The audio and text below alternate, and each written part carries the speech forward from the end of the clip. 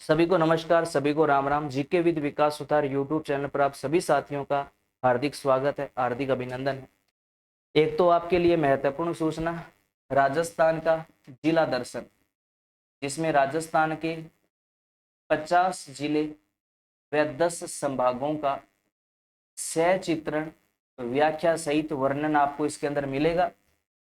Complete Rajasthan का जिला दर्शन है, मेरे द्वारा लिखी गई पुस्तक है विकास सुथार के द्वारा, और अपने संकल्प जो पब्लिकेशन है इसके माध्यम से ये बुक आएगी। जल्दी आपको मार्केट के अंदर ये बुक मिल जाएगी। राजस्थान का कंप्लीट जिला दर्शन है, एक बार बुक को देखिएगा जरूर, जिसमें सभी जिलों का सचित्रण व्याख्या जो है पूरा डिटेल के अंदर इसको व्याख्यान मिलेगा आपको। शानदार पुस्तक है, मेरी तरफ से पूरी कोशिश की गई है कि पुस्तक के अंदर जो मेन फैक्ट है उनको अच्छे से चित्र के माध्यम से डिटेल में आपके सामने रखा जाए, तो मेरा पूरा प्रयास रहा। बाकी आप प्रेम प्यार स्नेह जरूर इस पुस्तक को दिखाना। आज अपने इस वाली क्लास के अंदर राजस्थान की प्रमुख नहर परियोजनाओं का जिक्र करेंगे, जिसमें अपने पढ़ेंगे गंग नहर परियोजना के बारे में। गंग नहर परियोजना के बारे में, जो कि अपनी सबसे प्राचीन नहर परियोजना है, इसी के ऊपर आज इस क्लास के अंदर अपनी चर्चा करने वाले हैं। सभी कोई भी तैयारी करते हो, प्रत्येक सिलेबस के अंदर ये टॉपिक आपका है, चाहे वो एग्रीकल्चर सुपरवाइजर का एग्जाम हो, रीट का एग्जाम हो, आरपीएससी का कोई भी एग्जाम हो, सीटी का एग्जाम हो, प्रत्येक एग्जाम के अंदर नहर परियोजना वाला टॉपिक आपके रहता है। तो सबके लिए अति महत्वपूर्ण टॉपिक है नहर परियोजनाओं का। आज अपने पढ़ेंगे सबसे प्राचीन गंग नहर के बारे में। आइए इसको थोड़ा सा अपने नक्शे में समझते हैं, फिर उसकी डिटेल को लेते हैं। ये जैसे अपने राजस्थान का नक्शा है, क्योंकि गंग नहर जो है ना, ये केवल अपने राजस्थान के अंदर, अगर राजस्थान की बात करें तो राजस्थान के अंदर ये केवल उत्तरी जो गंगानगर, हनुमानगढ़, अनूपगढ़ वाला जो एरिया है, केवल इस क्षेत्र के अंदर इस नहर परियोजना का जो है प्रभाव है। तो अपने उन्हीं जिलों को लेकर यहाँ पर अपने पढ़ेंगे। जैसे समझ आ गया होगा, ये नक्शे के अंदर अपना उत्तरी राजस्थान का एरिया है, ठीक है, समझिएगा। श्री गंगानगर है, ये अनूपगढ़ हो जाएगा। अब तो अनूपगढ़ ये वाला जो एरिया, ये अनूपगढ़ का है, ठीक है, ये वापस बीकानेर में हो गया, और ये पास में हनुमानगढ़ है। तो यहीं पर अपने इस गंग नहर के बारे में कवर करेंगे, समझिएगा नक्शे में अच्छे से इसको। पहले अगर आपके पास में नक्शा है तो साथ साथ में कोशिश करना नक्शे के अंदर इसको साथ साथ में आप बनाओ, रिवाइज करो। देखिएगा,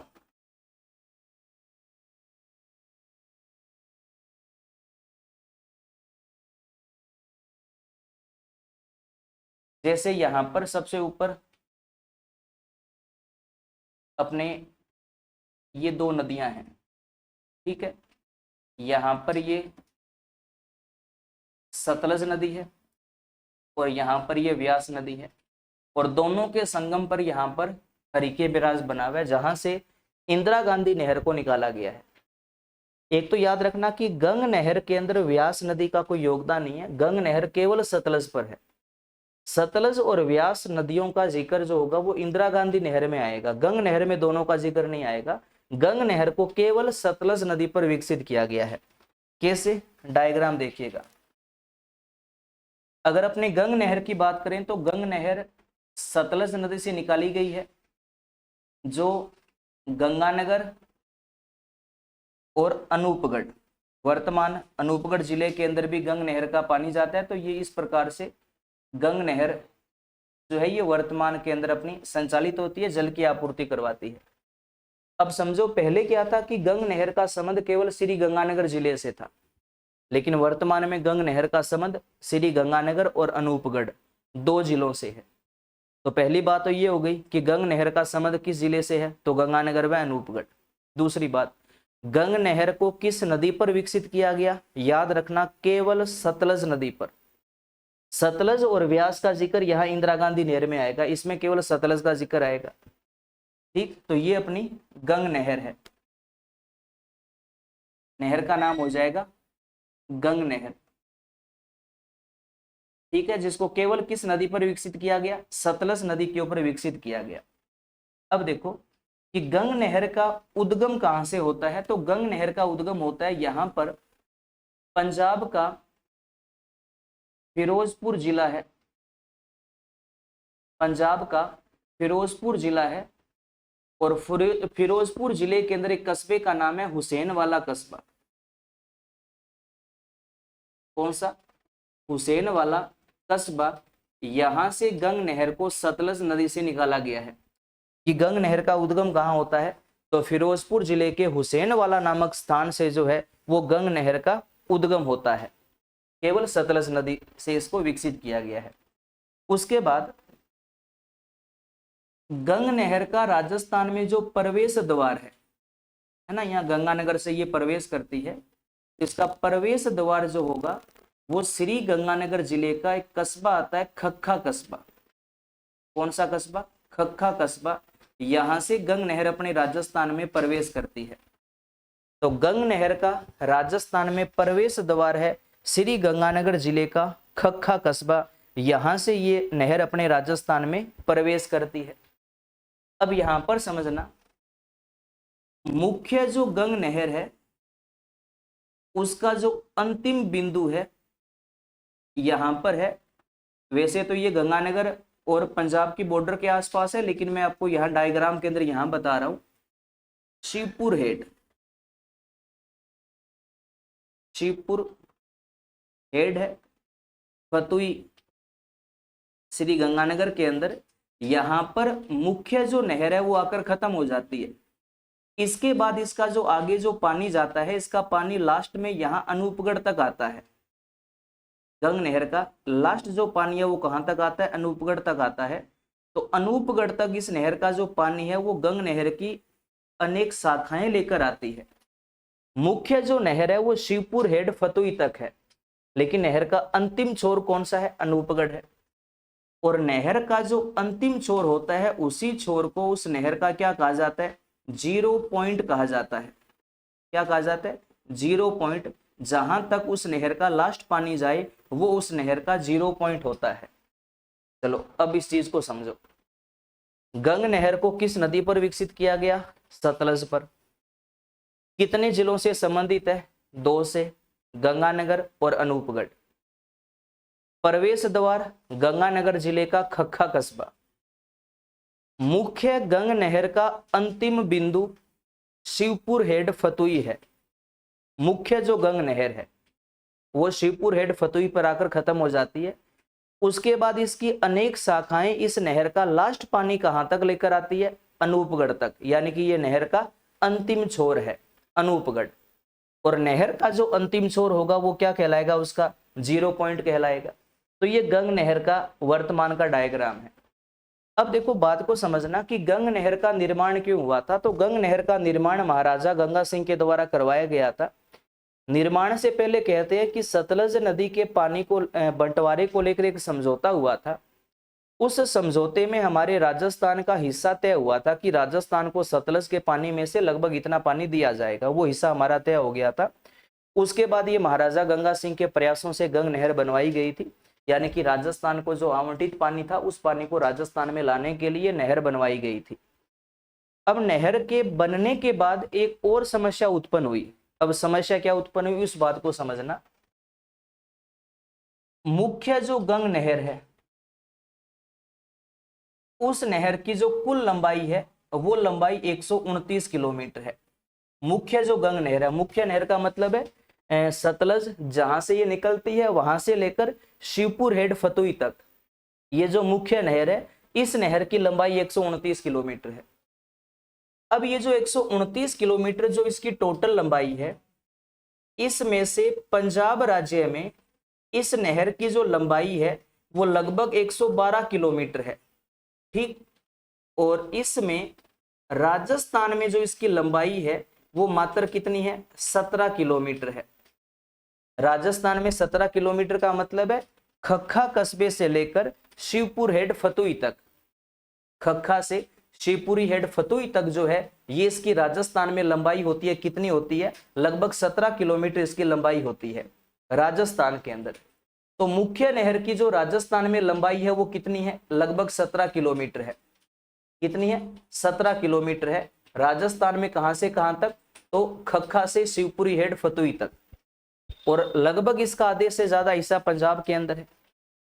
अब समस्या ये उत्पन्न हो गई कि कोई भी मान लो ऐसी आपातकालीन स्थिति उत्पन्न हो जाए और पंजाब के अंदर इस नहर में पानी को रोक लिया जाए, तो गंगानगर जो है इस वाले क्षेत्र को हम पानी की व्यवस्था कैसे करवाएंगे, क्योंकि जो दक्षिणी गंगानगर है इस वाले भाग में इंदिरा गांधी नहर का पानी पहुंच जाता है, लेकिन उत्तरी गंगानगर के अंदर जल की आपूर्ति का सबसे मेन जो साधन है वो ये गंग नहर ही है।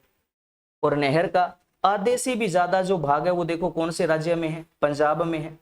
अगर मान लो कल को पंजाब गवर्नमेंट कोई भी ऐसी स्थिति हो जाए जिसके अंदर इसमें पानी को यहाँ पर रोक लिया जाए, तो अपने गंगानगर के उत्तरी भाग को कैसे जल की आपूर्ति होगी, ये भी एक बहुत बड़ी समस्या थी। अब इस समस्या का समाधान कैसे निकला उस बात को समझना। देखिएगा, सतलज और व्यास का जहां संगम होता है वहां पर एक बैराज, आपको पता है कौन सा बैराज बना हुआ है, हरिके बैराज बना हुआ है। इन दो नदियों पर, सतलज और व्यास के संगम पर कौन सा बैराज है, हरिके बैराज है।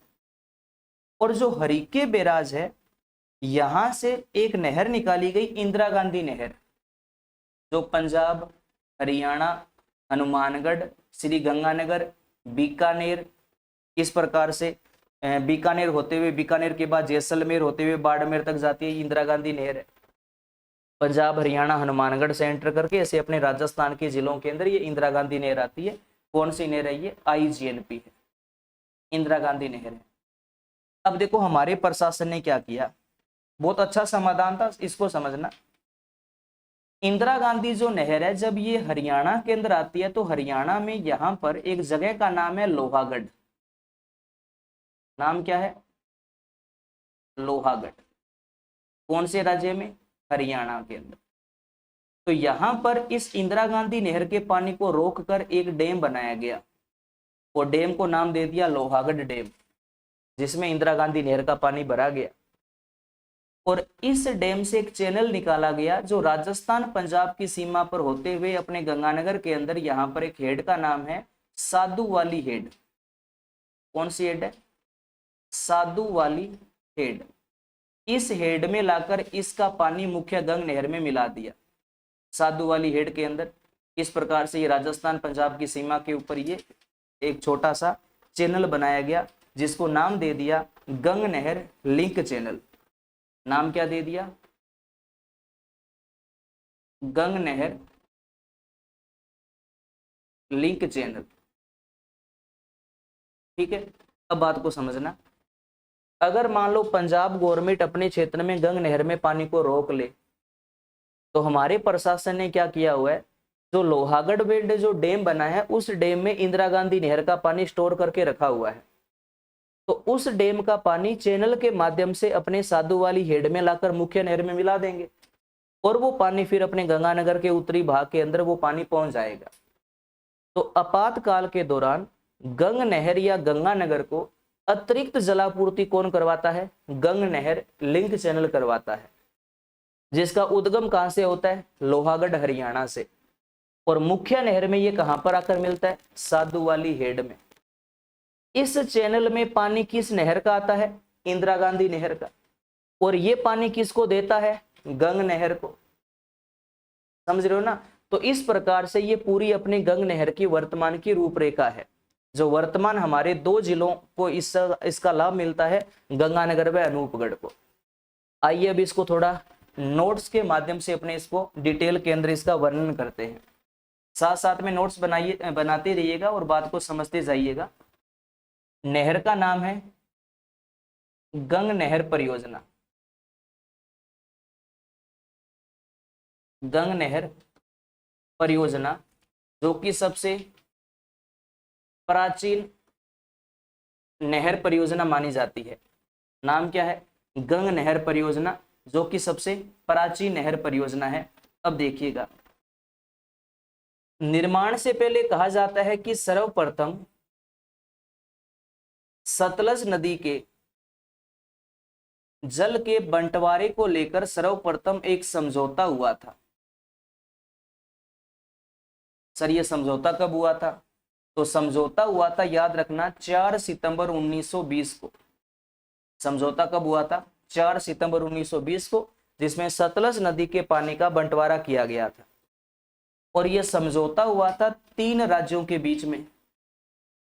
एक तो इसमें था बहावलपुर जो वर्तमान पाकिस्तान में है, एक था पंजाब, समझौते वाला जो पंजाब है ये भी वर्तमान पाकिस्तान में है, एक था अपना राजस्थान, और राजस्थान का नेतृत्व किया था बीकानेर रियासत ने।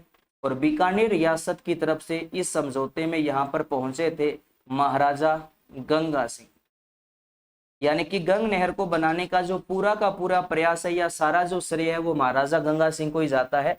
तभी तो महाराजा गंगा सिंह को आधुनिक भारत या राजस्थान का भागीरथ कहा जाता है। समझौता हो गया, कब हो गया? 4 सितंबर 1920 को। समझौता होने के ठीक 1 साल और 1 दिन बाद गंग नहर की नींव रखी गई। कब रखी गई जी? 5 सितंबर 1921 को गंग नहर की नींव रखी गई। समझौता कब हुआ? 4 सितंबर 1920 को। और नींव कब रखी गई? 5 सितंबर 1921 को। नींव रखने के अगले साल इस नहर का निर्माण कार्य शुरू हो गया जी। अगले साल का मतलब है सितंबर 1922 में, और सितंबर 1922 से लेकर 1927 तक, यानी कि लगभग 5 वर्षों तक गंग नहर का निर्माण कार्य चला था। 22 से 27 तक इस नहर का निर्माण कार्य चला। 2 याद रखो, समझौता हुआ 4 सितंबर 1920 को और नींव रखी गई 5 सितंबर 1921 को, और 1927 में यह नहर बनकर कंप्लीट हो गई थी। समझ आ गया? इसके बाद अब इस नहर का जो पानी है वो राजस्थान की सीमा में पहली बार प्रवेश किया था 26 अक्टूबर 1927 को। कब? 26 अक्टूबर 1927 को इस नहर का पानी पहली बार हमारे राजस्थान में छोड़ा गया। कब छोड़ा गया? 26 अक्टूबर 1927 को। अब जब पहली बार इसमें पानी छोड़ा गया था उस समय राजस्थान के उत्तरी भाग में स्थित कस्बे का नाम था रामनगर, यानी कि अपने गंगानगर का प्राचीन नाम उसमें क्या था? रामनगर था। रामनगर से भी पहले इसका नाम था रामू जाट की ढाणी, गंगानगर का सबसे प्राचीन नाम। उसके बाद इसका नाम पड़ा था रामनगर। तो यहां पर क्या हुआ था? रामनगर जो कस्बा था यहां पर एक अंग्रेज अधिकारी का नाम था लॉर्ड इरविन। लॉर्ड इरविन, इस लॉर्ड इरविन ने 26 अक्टूबर 1927 को गंग नहर का उद्घाटन किया था। कौन से कस्बे में? रामनगर कस्बे में। तो इसी अंग्रेज ने इस रामनगर कस्बे का नाम बदलकर गंग नहर के नाम पर क्या कर दिया? गंगानगर कर दिया।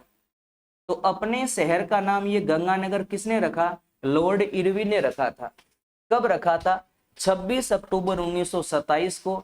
यही कारण है कि 26 अक्टूबर का जो दिन है वो गंगानगर शहर स्थापना दिवस के रूप में मनाया जाता है। कि गंगानगर स्थापना दिवस कब आता है? 26 अक्टूबर को, क्योंकि 26 अक्टूबर 1927 को लॉर्ड इरविन ने रामनगर का नाम बदलकर गंग नहर के नाम पर क्या रखा था? गंगानगर रखा था। और पहली बार इस नहर का पानी राजस्थान की सीमा में कब छोड़ा गया? 26 अक्टूबर 1927 को। यह नहर के निर्माण का पूरा इतिहास हो गया। 3 दिन समझौता हुआ 4 सितंबर 1920 को, नींव रखी गई 5 सितंबर 1921 को, और पहली बार हमारे राजस्थान में पानी छोड़ा 26 अक्टूबर 1927 को। अब आ जाओ जी वर्तमान में। आज वर्तमान की क्या स्थिति है देखिएगा। वर्तमान में इस नहर का राजस्थान में प्रवेश द्वार कौन सा कस्बा है?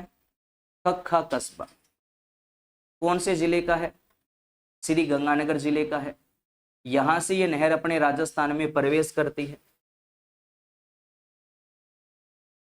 उसके बाद मुख्य नहर का अंतिम बिंदु, मुख्य नहर का जो अंतिम बिंदु है वो कौन सा है जी बताओ? डायग्राम में आपको बताया था शिवपुर हेड। कौन सा है? शिवपुर हेड फतुही श्री गंगानगर के अंदर है। ये नहर का अंतिम बिंदु है। लेकिन नहर का अंतिम छोर या ये कह सकते हो इस नहर का 0 पॉइंट, कि नहर का अंतिम छोर या 0 पॉइंट कौन सा है, तो 0 पॉइंट कौन सा है, अनूपगढ़ है। कौन सा है, अनूपगढ़ है। 3 बातें, प्रवेश द्वार गंगानगर का खक्खा कस्बा, मुख्य नहर का अंतिम बिंदु शिवपुर हेड फतुई, और नहर का अंतिम छोर अनूपगढ़ है, यानी कि नहर का 0 पॉइंट कौन सा है, अनूपगढ़ है। और इस नहर को किस नदी पर विकसित किया गया, तो केवल किस पर विकसित किया गया, सतलज नदी पर। और इंदिरा गांधी नहर का नाम आए तो सतलज व व्यास पर, और गंग नहर को केवल सतलज नदी पर विकसित किया गया। ठीक, समझ आ गया। इसके अलावा देखो, गंग नहर से लाभ प्राप्त करने वाले जिले बताओ कौन कौन से हैं, तो पहले तो केवल एक था, गंगानगर, अब कौन सा हो गया साथ में, अनूपगढ़। तो गंग नहर का संबंध हमारे राजस्थान के 2 जिलों से, गंगानगर व अनूपगढ़ से है। उसके बाद मुख्य नहर की कुल लंबाई कितनी है, तो मुख्य नहर की कुल लंबाई कितनी है, 129 किलोमीटर है। कितनी है, 129 किलोमीटर है। अब 129 किलोमीटर वाली जो लंबाई है ये कितने राज्यों में है, 2 में है जी, राजस्थान और पंजाब। ज्यादा पंजाब में है, कितना, 112 किलोमीटर, और राजस्थान में कितना, 17 किलोमीटर। यानी कि राजस्थान में मुख्य नहर की लंबाई मात्र 17 किलोमीटर है। लेकिन अगर बात करें वितरिकाओं सहित नहर की कुल लंबाई कितनी है, तो वितरिकाओं सहित नहर की कुल लंबाई है 1280 किलोमीटर। वितरिकाओं सहित का मतलब है कि नहर की जितनी भी शाखाएं हैं उन शाखाओं सहित इसकी लंबाई कुल 1280 किलोमीटर है। शाखाएं मतलब जैसे लक्ष्मी नारायण है, लालगढ़ है, कर्णिजी है और समेजा है ना, ये इसकी प्रमुख शाखाएं हैं कि गंग नहर की प्रमुख शाखाएं। तो कौन सी है, जैसे लक्ष्मी नारायण, समेजा, लालगढ़ व कर्णिजी, ये गंग नहर की मुख्य शाखाएं हैं। इन शाखाओं की लंबाई को भी साथ में मिला दें तो टोटल लंबाई 1280 होती है, लेकिन मुख्य नहर की लंबाई 129 किलोमीटर है। और सबसे मेन बात, गंग नहर राजस्थान में कितना पानी लेकर आती है, तो याद रखना 1.44 MF। कितना, 1.44 MF, ये गंग नहर का पूरा डिटेल है। ठीक है, और इसी गंग नहर को गंगानगर की जीवन रेखा या जीवन दायिनी भी कहा जाता है।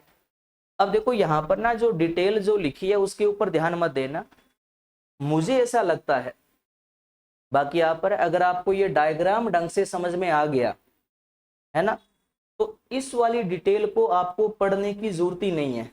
अगर आपने वो डायग्राम ढंग से कन्फर्म कर लिया, ढंग से उसको दिमाग में बिठा लिया, तो ये सारे डिजिट है अपने आप याद होते जाएंगे, डायग्राम अगर याद है तो। चलो इसी के अंदर अपने, अगर आप साथ साथ में नोट्स बना रहे हो तो अपने गंग नहर लिंक चैनल का भी जिक्र कर लेते हैं, जो डायग्राम में हमने बनाया था, गंग नहर लिंक चैनल, है ना। डायग्राम याद है तो डिटेल भी याद है, देखिएगा।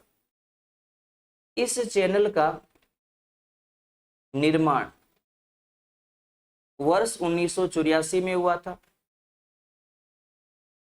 इस चैनल की लंबाई 80 किलोमीटर है। ये 2 डिजिट है जो आपको याद करनी है, बाकी सब डायग्राम है। बताओ इस चैनल का उद्गम कहां से हुआ, कहां से हुआ था बताओ। हरियाणा में जगह का नाम था ना लोहागढ़, डैम आ जाए तो डैम का नाम भी लोहागढ़ डैम है। और इस डैम में पानी किस नहर का भरा गया, IGNP का, इंदिरा गांधी नहर का। और इसको मुख्य नहर यानी कि गंग नहर में कहां पर लाकर मिला दिया, तो गंगानगर में हेड का नाम हो गया साधु वाली हेड। कौन सी हेड है, साधु वाली हेड। यहां पर लाकर इसको मुख्य नहर में मिला दिया। और इस चैनल को बनाने का मुख्य उद्देश्य क्या था, तो उद्देश्य था आपातकाल के दौरान, आपातकाल के दौरान गंगा नगर या गंग नहर को अतिरिक्त जल की व्यवस्था करवाना, अतिरिक्त जल की व्यवस्था करवाना। ये गंग नहर लिंक चैनल है और ये हमारी सबसे प्राचीन नहर परियोजना है, गंग नहर परियोजना। उम्मीद करता हूं आपको अच्छे से समझ में आया होगा। स्क्रीनशॉट ले लो चैनल के बारे में, बाकी वीडियो पॉज करके इनका स्क्रीनशॉट ले लेना।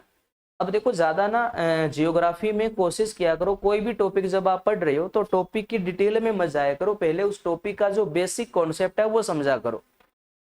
जैसे अगर कोई डायग्राम बने, नक्शे में डायग्राम बने, या वैसे उसका कोई मेन कॉन्सेप्ट हो कि ये चीज किस पर निर्भर करती है, ये चीज यहाँ पर ही क्यों है, अगर यहाँ पर है तो इसके पीछे कारण क्या है, उस चीज को पहले समझा करो। अगर वो चीज आप समझ गए ना तो डिटेल आप बिना पढ़े अपने हिसाब से उसकी डिटेल बना लोगे।